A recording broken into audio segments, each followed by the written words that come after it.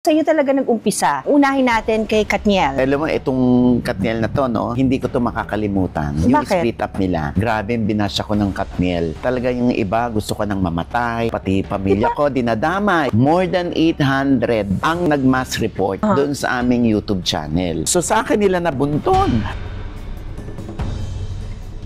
Naapektuhan ba yung mga relationship mo sa mga artista dahil dyan? Yes. May mga artista sa akin na nagtampo. Doon sa pagsabit ng pangalan niya. Nagsusorry ako, pero hindi na para isiksik ko yung sarili ko. Kinukuha mo pareho ang sides, di ba? Bago mo ibalita yun, di ba? Ito nangyayari. Pag may balita ako, na alam kong confirm, pag sinabi ko dun sa ay kukunin ko yung side mo. Naku, pwede ba wag na natin patulan yan? So ang ending, hindi ko na maibalita at all. Ang nakakabuisit, Ike's, sa press con mo, dun mo sasabihin. Sabi ko, gago to ah. Mapunta tayo sa usapang Sandro Mulak kasi sobrang laki ng issue na ito, di ba? Di umano, napanood niya sa vlog mo ni Nino kung paano daw nagsimula. So itong kay Sandro, syempre ang dami kong nakalap na impormasyon. Umabot pa sa punto na gusto ka daw ipatawag sa Senado ngayon. Willing ka ba? Hindi ko kinaya to si Senator Bong Revilla. So isang gabi tumawag siya sa akin, hoy baka ipatawag ka sa Senado ha, isasummon ka nila. Sabi ko, okay lang, magsasalita ako. Pero wag niyo namang pilitin ako i-reveal ko yung mga sources ko. Oo. Hindi, doon ka na lang magpaliwanag sa Senado. Meron akong mga nabasa, bakit daw hindi mo pinopromote yung movie ni Joshua and Juliet? Nakita mo ba yung mata? Na malamlam, ganyan. Hindi naman totoo yung acting. Ako kasi, hindi ako pwedeng magsinungaling. Parang sa pagkain, pag hindi masarap, hindi masarap.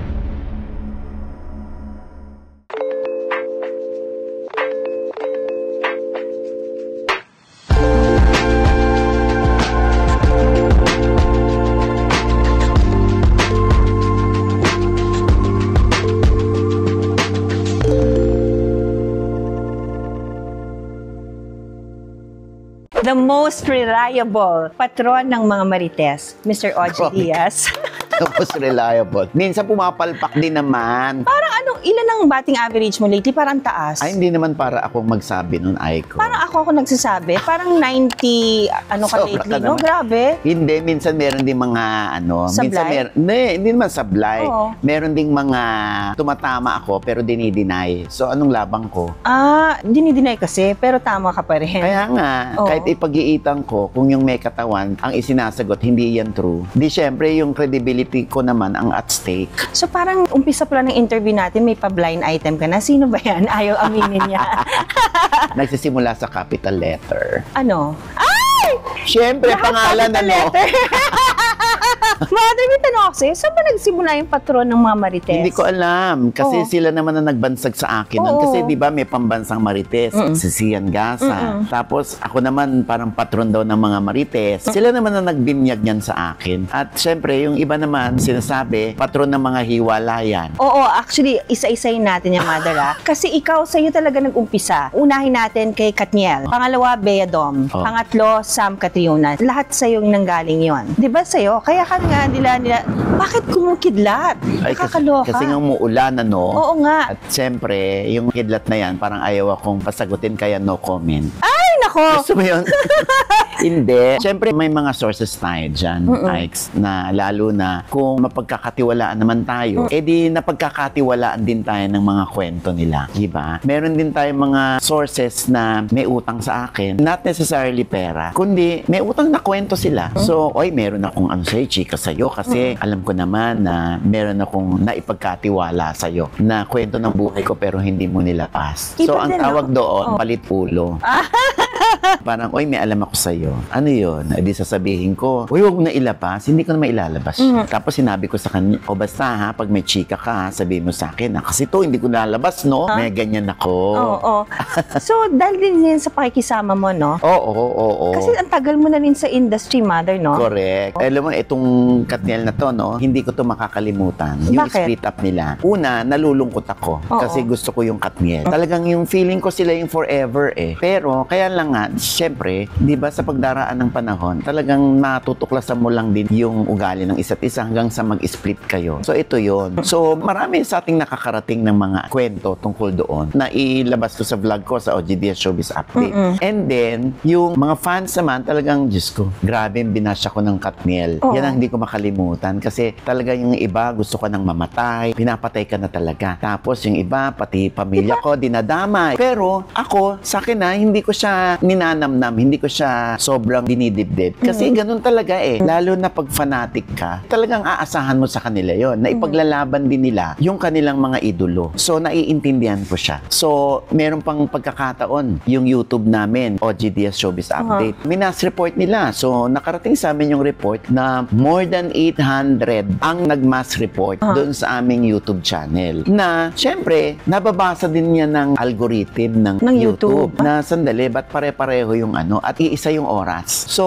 doon, syempre, we have a good relationship with YouTube people. Kaya, di kami sa nagwagi, kundi na patotohanan na yung mass report ay out of anger. Devastated lang sila masyado na sa akin galing yun. Kasi kung sa iba naman manggagaling yun, hindi naman ganun sila ka-reaksyonaryo eh. Hindi sila ganun kataas yung kanilang galit o yung ngit-ngit nila. So, sa akin nila nabunton. Pero mother, yun nga, pumunta tayo doon na kasi ikaw ang pinakauna nagbalita. Pero it was bound to happen, di ba? Nagkataon lang talaga na ikaw ang nauna at ikaw ang nasabihan. Oo nga eh. Tapos kaya nga nung sa X, dating Twitter, nag-trending pa ako. OGDS fake news peddler. Oh yeah, I remember that. So, grabe. Siyempre, again, at stake na naman yung aking credibility. Siyempre, yung iba talagang nag-unsubscribe pa. Malalaman mo yan pag, ay, bababa yung ano. Kasi naiirita sila sa akin. Di wala naman din ako magawa. So, ang ending, nung umamin sila na wala na sila, siyempre, una, nalungkot ako. Pangalawa, na-happy rin ako kasi parang Vindicated ka. na-vindicate ako at napatotohanan na wala na sila at hindi ako nag-iimbento. Kaya, in fairness naman sa mga netizen, iniangat naman nila ako na, ayan na, patron ng mga hiwalayan, patron ng mga marites, mga ganyan na.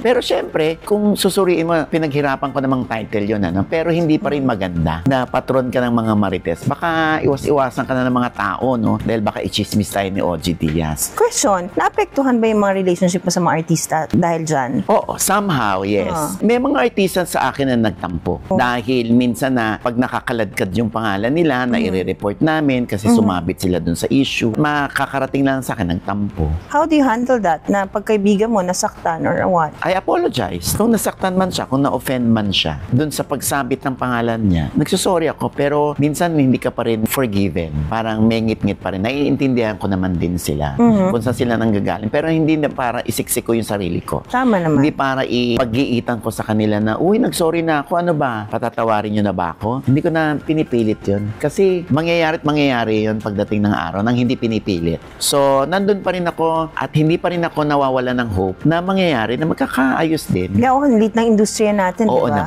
Oo naman. Pero alam mo, tinan mo yan ha, alam mo, kahit merong may ngit-ngit sa akin, merong may galit sa akin, hindi rin para i-ban ko sila doon sa aking channel, sa OGDS Showbiz Update. Kasi, balita yan eh. Bakit ko pipigilan? Eh, kung may galit sila sa akin, pag may nagawa silang maganda, iaangat ko sila. Yun naman ang may maganda sa'yo, no? Alam mo kung kailan nga iaangat ng isang artista, may bale, no? Hindi lang puro negative. Yes, lalo na kung kasalu-saludo yung kanilang ginawa. Hindi ba? Katulad nga nung bakit daw inaano pa namin si Bea Alonso. Ina-item pa rin namin. Dinimanda ka na. Dinimanda nga kami.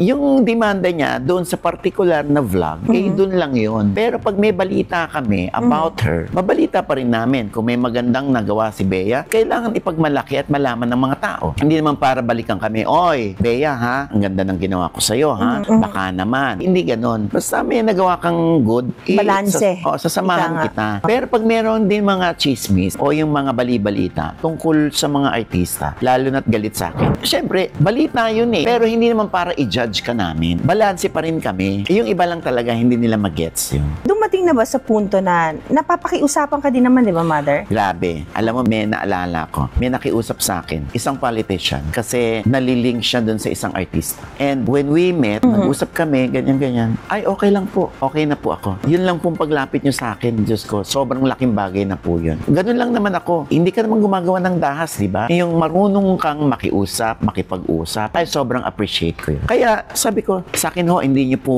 sa akin mababasa na yan or maririnig, mapapanood napanood kasi po nakiusap po kayo. Pero question, Mother, di ba ikaw naman, kapag nagre-report ka ng isang issue, kinukuha mo pareho ang sides, di ba, bago mo ibalita yun, di ba? Okay. Oh. So, meron ako mga ganyan, ha? Oh. Ito nangyayari. Pag may balita ako, na alam kong confirm, alam kong may batayan, pag sinabi ko dun sa ay kukunin ko yung side mo kasi ito nga yung balita eh. Naku, pwede ba wag na natin patulan yan? Kasi, so totoo to? Opo, pero wag mo na pong patulan kasi nakakaya po. Nag-under po ako ng counseling. So, ang ending, hindi ko na maibalita at all. Meron namang isa, wag mo na ibalita yan. Pero totoo yan, pero ayoko na lang siyang kumalat. Ayoko na lang siyang humaba. Ang daming beses akong nagtatry ng ganun. Sabi ko, kung lahat na lang nang nai-issue, kukunin ko yung side at ito rin ang sasabihin sa akin. Makikiusap na wag ilabas. Ano pa ibabalita Wala kang namin? mababalita na. Diba? Kaya kami, hindi na lang namin ginajudge yung binabalita namin. Bagkus, ino-open namin yung ere na, ayan, if you are willing to talk You're about free it. to defend your side. Oo. Minsan kasi, ang nakakabuisit, Ike's, okay ako, sasabihin mo kunwari sa akin, wag mo nang ilabas. Tapos ikaw, sa presscon mo, doon mo sasabihin.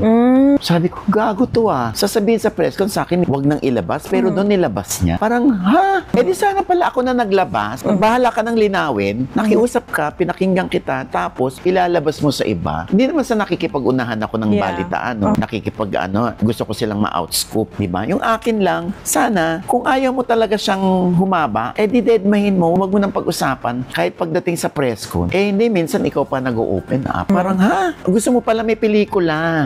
Kasi may ipopromote. May ipopromote ka, kaya gusto mo. Nagtatampo ka rin ba, Mother, sa punto ng mga artista na kapag tinitira mo sila, doon ka naaalala, pero pag magagandang bagay yung nasasabi mo sa kanila, hindi marunong pasalamat? Maraming ganyan. Sa totoo lang, hindi naman pagtira. Pag tinitira mo, ibig sabihin wala kang batayan. Gusto mo lang silang tirahin. Ang akin, katulad meron isang sample lang. May isang artista. Tapos tinawagan ako. Sabi niya sa akin, ikaw pa naman ang una kong nakilala sa showbiz. Parang sa'yo ko nagsimula. Tapos ganyan ang ginawa mo sa akin. Ganyan-ganyan. Tinitira mo ko, pinagbibigyan ko pa naman kita pag gusto mo ako ma-interview, bla bla bla. So I told the celebrity, sabi ko, syempre parang may himig ng bukod sa tampo, panunumbat. Sabi ko, alam mo ba, ang dami ko rin nga sa iyo, pinupuri kita ilang beses. Pero hindi naman ako nag-expect ng thank you from you. Sabi niya sa akin, ay sorry kasi pinararating lang ng mga fans. Sana pati magaganda kong nagagawa para sa'yo.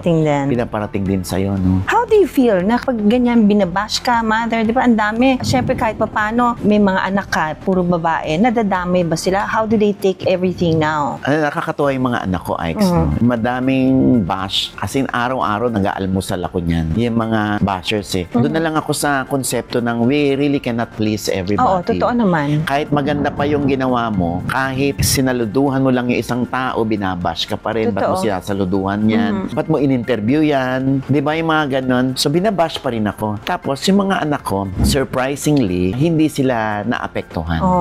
Alam ko bakit.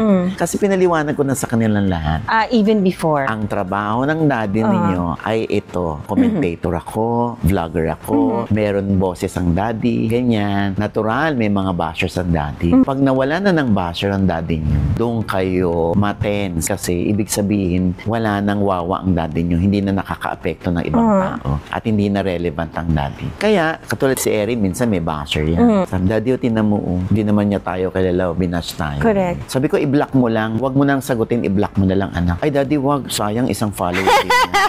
Favorite naman si Inana. Pumunta tayo, Mother, sa hot topic ngayon. Mapunta tayo sa usapang Sandro Mulak kasi sobrang laki ng issue na ito, di ba? Di umano, napanood niya sa vlog mo ni Nino kung paano daw nagsimula. Can you explain to us, ano ba talaga nangyari? Okay. Yung kay Nino Mulak sa Senado, una ron nakarating sa kanila dahil sa akin. Dahil inilabas ko sa vlog ko. Okay. Sa OGD Showbiz Update. Syempre, puro tayo follow up doon Kasi, syempre, may mga sources tayo at di mas na nakikisaw-saw ako. Gano'n na rin, nakikisaw-saw pala ako.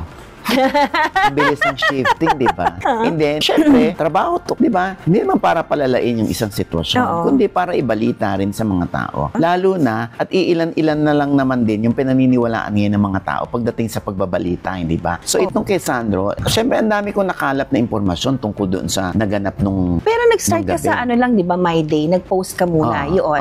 And then? Di binlog ko siya na may mga alam ako tungkol doon sa nangyayari. Pero syempre, hindi naman para i-discuss podcast, i-detalye ko rito yung nitty-gritty ng lahat, no? Nandun yan sa Senado, sa NBI, syempre hindi naman para panghimasukan natin at pangunahan sila. Oo nga, kasi umabot pa sa punto na gusto ka daw ipatawag sa Senado ngayon. Willing ka ba?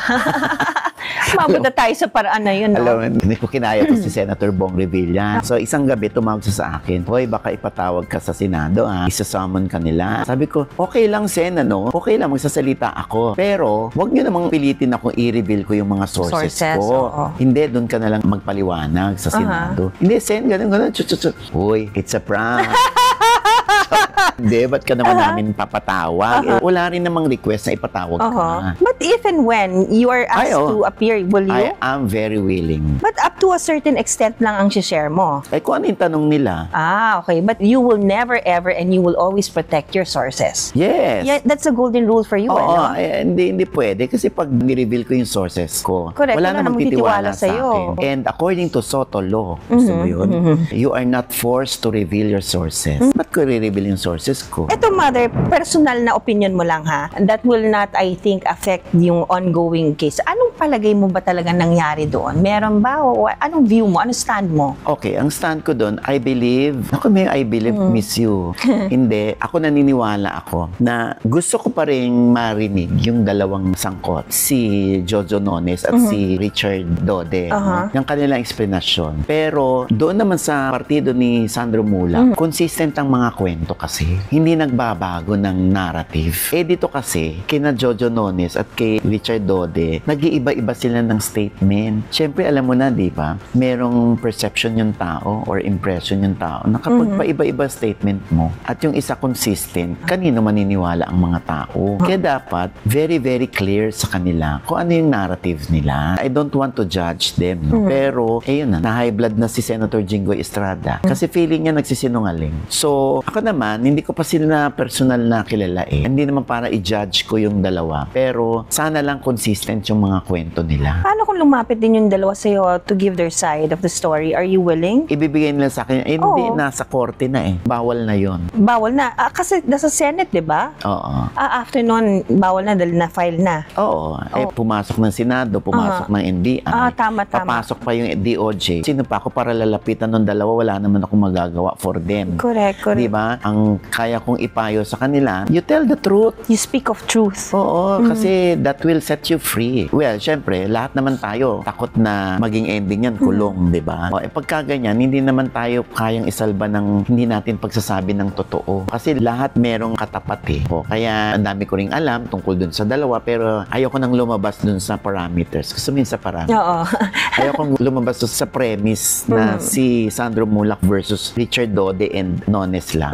Mother, sa lahat ng pinagdaanan mo and pagdadaanan mo, syempre, nasa showbiz chismis update ka. Nagsisisi ka ba dahil sa pagchichismis mo sa ibang tao may nagagalit or ano? Happy ka naman sa estado ng buhay mo ngayon? Yes, kailangan mo maging happy. Kasi una, pinili ko tong trabaho na to. Ito lang ang trabaho alam ko. Na magaling ka rin. Na-master ko rin dahil 1986 ako nagsimula rito bilang alalay, di ba, ni Christopher Min. Tapos ngayon, ang dami ko natutunan. At sabi ko nga sa'yo, hindi porket katapos ka ng kolehiyo, aasenso ka na. Hindi. Dahil pagkatapos ng eskwelahan, paglabas mo sa eskwelahan, mas marami ka pang dapat na matutunan. At hindi ito assignment na iuwi mo sa bahay at sasagutan mo. Right there and then, sasagutin mo yon, susolusyonan mo. So, yun yung yun yung Street natutunan smart, no? ko. Oo, dapat ganun. Sa mga panahon ngayon, ewan ko, minsan may nag-interview sa akin. So, ayoko nang banggitin yung school. Tinatanong nila ako yung buhay ko, ganyan. Ilang pelikula na pong nagawa ninyo? Ilang TV show na pong nagawa ninyo? Kailan po kayo nagsimula? Lahat, yun ang tinatanong sa akin. Siyempre, sa buwisit ko. Anong course nyo? Mass comm po. Broadcasting, journalism. Siya po, broadcasting. Ito po, journalism. Alam mo ba, pag yan ang kinuha mo, dapat nagre-research kayo, nag-due diligence kayo. Kasi gusto nyong maging reporter, di ba? Gusto nyong maging broadcaster. Di ba may Google? Ba't hindi kayo mag-Google? Kahit ako na mismo yung kasali dun sa sitcom, sa TV show, sa pelikula. Kahit ako hindi ko kayang isa-isahin yan. Assignment nyo yan. Ay, sorry po. Nag-sorry. Kaya one time na ano ko sila ulit, hindi raw nila ako makalimutan. Kasi ikaw yung nagturo sa kanila na dapat gawin yan. Dapat nag-due diligence kayo. Dapat nagre-research kayo. O ngayon, I'm sure may mga nanonood. Ba't hindi ka mag-research? Gaganunin ako, hindi ba? Nagre-research po kami. Ang kalaban ho namin dito, denial. Oo, tama. Paano pag dininay kami? So, yun nga, nakakalungkot. Pag dininay, wala na. Wala naman pag-usapan. Talo na ako. Oo, diba? Unless lumabas talaga ang truth, makaaway niya yung tao ulit, tapos sasabihin niya yung truth. O ayan, doon ka palang mabivindicate. Tama. Pero sabi ko nga sa'yo, lately, you've been vindicated a lot of times, di ba? Kaya na ano rin ako, minsan nakakatakot din yun. Nakaka-pressure, no? Pressure, nakakatakot. Kasi hindi mo alam kung hanggang kailan ganito. Na hindi naman ako sobrang natutuwa na nakaka-scoop ako. Una, nalulungkot ako pag malungkot yung balita. Tama naman. Hindi ka naman pwedeng mag-wish ng... You do not rejoice on somebody else's downfall. Exactly. Kaya, syempre, minsan nakakalungkot yan. Kaya lang, di ba, ano ba inaasahan sa akin ng tao? Ibabalita. Di ba? Ang sa akin lang kasi, kesa iba pa magbalita niyan at ibaliko-balikuin pa yung facts, ay kami na magbabalita, kami na magtutuwid, kami na maglalatag bago pa mabaluktot yan. Di ba? Marami rin naman nagpapasalamat sa akin. Thank you for listening. Thank you for giving us the space to answer the opportunity na to be heard. Nakakatuwa yung ganun, Alam mo, sa totoo lang, bihira talaga yung may nagpapasalamat sa amin. Pero hindi ko na yan ini-expect. Hindi ko na kinalulungkot yan. Dahil unang-una, hindi naman nila hiningi na purihin sila. Hindi naman nila hiningi na i-promote ko sila. Pero hindi rin naman kabawasan ang matuto ka magpasalamat pag kami nagbupuna sa yung maganda. Ayan, temo, merong gustong sabihin si Aiko. Sino yung hindi marunong magpasalamat sa iyo? Madami na artista, ha? Kasi syempre nasa public service ako. I do not expect naman yung manatulungan ko, mother, na magpasalamat kasi trabaho ko yun. Exactly. So yun naman yun di ba? Bakit sasama ang loob mo? Kung hindi naman din hiningi nung tao na pagtanggol mo siya, kung hindi rin naman hiningi nung tao na i-promote mo siya o bigyan mo siya ng katwiran, di ba? Hindi niya hiningi yun, kaya wala kang karapatang manghingi ng pasasalamat or umasa ng pasasalamat. Ngayon, wag lang na pag binalita kita, tapos bumalik ka sa akin, talagang hinagilap mo pa yung number ko para tawagan ako, para sabihin na, ano bang ginawa kong kasalanan sa'yo, ganyan-ganyan, bakit mo ko tinitira, bakit mo ko sinisita, doon ako lalabas. Bakit? Nung araw ba na pinupuri kita na marunong ka man lang ba magpasalamat? Eto, Mother Oji, pwede mo sagutin o hindi, nasa sayo. Kasi kilala ka rin sa pagiging movie critic, di ba? Ikaw nga isa siguro sa rason na naging maingay yung movie na yung kay Joel Torre. Lolo and the Kid. Oo, Lolo the Kid. Kasi nung nakita ko yung post mo, pinanood ko siya ilang oras after. Meron akong mga nabasa, bakit daw hindi mo pinopromote yung movie ni Joshua and Julia? Oy, kakapromote lang, bukas lalabas. Ayun! Grabe ka naman, Aiko. Sobra. Hindi. Ako kasi, hindi ako pwedeng magsinungaling. Parang sa pagkain, pag hindi masarap, hindi masarap. Kasi pag inechos ko na masarap, tapos sasakitan ako ng tiyan, kasi hindi naman totoong masarap. So, feeling ko sasakit tiyan ko pag hindi ako nagsasabi ng totoo. Kasi pagkain yan, ba't ka magsisinungaling? Ito kasi, yung kay Josh at kay Julia, iba-iba naman ang reaksyon ng mga tao dyan. Maraming nagandahan, maraming umiyak, maraming na-touch, maraming natutunan. Diba? Ang mahirap i-please talaga, yung taga-loob, taga-industriya talaga. Yung alam ang pasikot-sikot dito. Parang ikaw, diba? Pag napanood ka, alam mo kung yung kasama mo, si Pedro, ay ang galing-galing umarte, no, Ma'am Aiko, no? Hindi. Totoo. Nakita mo ba yung mata? Malamlam, ganyan. Hindi naman totoo yung acting. Di ba? Ipaliliwanag mo kasi, insider ka. Ako naman, iba. Siyempre, ako natutuwa ako dahil sumisigla ulit yung industry. Yes. Di ba? Yung mga ganyan, magandang balita yun for the industry. Ang hirap na itulak ng mga tao para manood at bumili ticket na 400 pesos ang ticket. Imaginein mo, tapos yung kakain ka pa sa labas, pag may nakita ka pa na nagwi-window shopping ka lang pero mapapabili ka. So, hindi lang talaga 500 pesos. Correct. Ang dapat mong dala. So, eto kasi, di ba, sobrang pinagpaguran mo yung pera mo. So, dapat maganda lang ang mapapanood mo or makakapasa sa panlasa mo. Sa akin naman, okay yung reaction ng mga tao. Di okay. Di ba? Siyempre, sasabihin ko na medyo mahaba lang yung movie. Pero okay na din. Tsaka, mahuhusay yung mga artista. Yun lang si naman. Joshua. Di ba? Even Julia is magaling. Yes, no? Julia, yeah. Isinita pa nga ako kasi bakit daw si Joshua Garcia lang pinupuri ko? Ba't hindi ko raw pinupuri si Julia? Sabi ko kasi mahuhusay yung mga artista, lalo na si Joshua Garcia. Si Joshua kasi nakakapagpaiyak talaga sa akin. Oo. Magaling naman talaga si Joshua. Pag nag-crack na yung boses ni Joshua, iiyak na rin ako. Ganon. Pero nakakatuwa Dahil bumabalik na naman yung mga tao sa Totoo. sinihan. So, last question ko, Mother. Sa tingin mo, dapat kabahan ba ang Catherine Alden dahil sa turnout nitong movie ni Julia tsaka ni Joshua? Iba naman yung following ng Kat din, di ba? Iba naman tong Josh Lia. So, depende yan eh. Tsaka depende rin sa timing ng pagpapalabas. Eh, syempre ang Kat din, merong clamor Oo, na November. magbalik sila. Feeling ko naman, papatok yan. Feeling ko kasi marami nang nakaabang. At tsaka, it's a Cathy Garcia Sampana movie. Tapos, ang dami pang nakikitang mga nanonood sa Canada, sa TikTok, di ba? So, naku-curious yung mga tao. Sana makatulong yung pang-i-stalk ng mga fans dun sa Canada para maibalita lang dito sa Pinas kung ano na yung ganap doon sa shooting, di ba? Sa Showbiz Update, huling hirit na ng Mother kasi alam ko sobrang busy ka eh. Sa Showbiz Update, minsan nanguhula ka din, di ba? Oh. Anong hula mo dito sa Katdel? Tingin mo ba may something na? Sandali, trabaho namin to, Aiko. Bakit nga? Ba't inaagaw mo? Sa Showbiz Update lang to, Aiko. Gusto ko lang malaman! Huwag kang ano.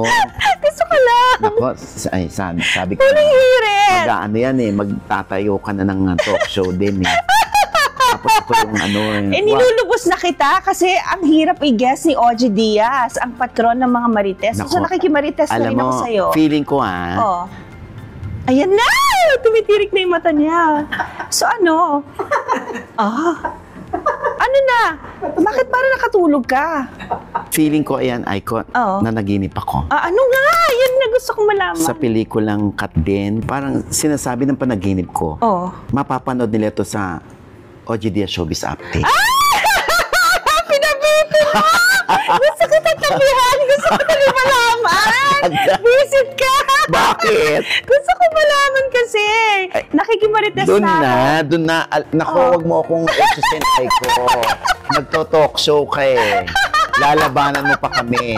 Ladies and gentlemen, Mr. Ogie Diaz.